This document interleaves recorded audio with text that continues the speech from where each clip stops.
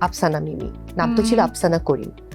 আফসানা করিম আমার বাবার নামের সাথে বাবার নামে, বাবা সৈয়দ ফজলুল করিম। তো সৈয়দ নামটা আমাদের আর নামের সাথে যুক্ত করা হয়নি, আফসানা করিম।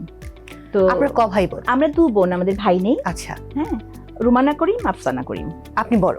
আমি ছোট। আপনি ছোট? আমি ছোট, হ্যাঁ। কিন্তু আমি যতটুকু জানি যে পরিবারে আপনার একটা অন্যরকম প্রভাব আছে। মানে প্রভাব আছে কারণ আমার বড় বোন দীর্ঘদিন ধরে প্রবাসী।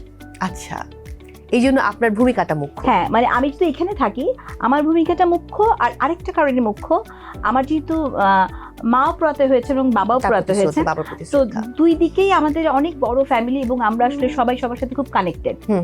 তো যার ফলে হয়েছে যে কিছু হইলে, আর আমি হচ্ছে মার দিকে সবার বড়।